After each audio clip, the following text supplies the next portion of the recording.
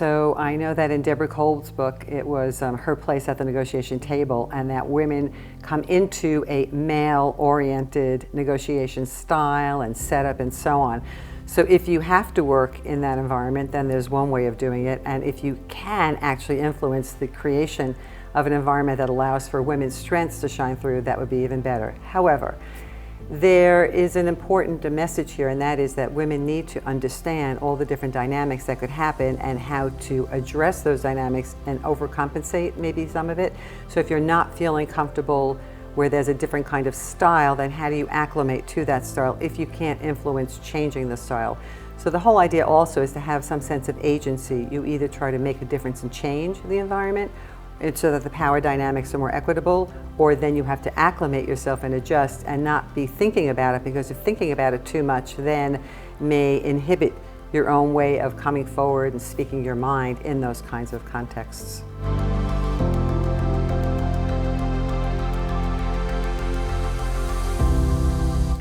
When it comes to international and political negotiations around the world, then we see that women are still not as present as men at the table, so to speak. So part of it is because when you think about the level or the rank of the people who are at the table, well, one of the reasons women are not there enough is because women are not in those ranks. So there's a systemic issue about women not rising up to the ranks, and then so they're not even considered. And then in those negotiations, there's a real intention about matching the ranks. So you're not going to have women who are of a lower rank negotiating with men of a higher rank on the other side, because right away the disparity that they will not be able to overcome during the negotiation. So systemically, we need to raise women up to all the different ranks that there are in all the different sectors, and then they can have more presence at the table.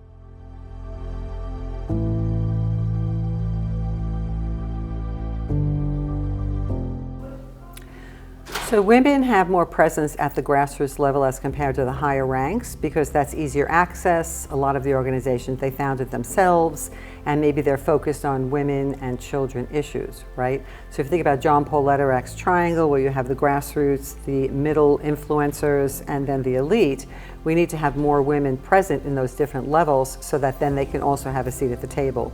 But systemically, as long as we are limiting their presence, then that's going to limit their participation in the peace talks.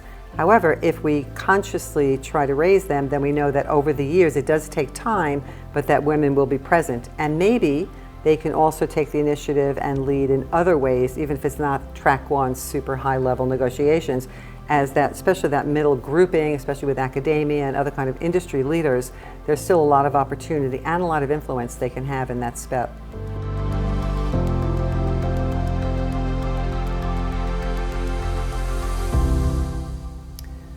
So when I work with women as students, or as people that I coach, or as people that are on teams that I work with, then I give them some of the same advice as I give anybody about negotiation in general. And part of that also is about self-awareness and understanding who you are and your role, and that every negotiation, every interaction with somebody else is an opportunity to get to know yourself better. And so for women, they need to also have a little bit of a hypersensitivity about what the norms are, what's expected of them, what they want to do, how they can be assertive in a way that's not offensive, but really stakes their claim, and not to be pushed around culturally because they think it's not appropriate for them to behave a certain way. I would say that junior women with less experience are a little bit more self-conscious about how they show up at the negotiation. Women who have been around a long time like to just polish and hone their skills, and there's a lot of really good mentoring that can take place too. So mentoring, coaching young women, helping them get the confidence that they need for the negotiation is really critical.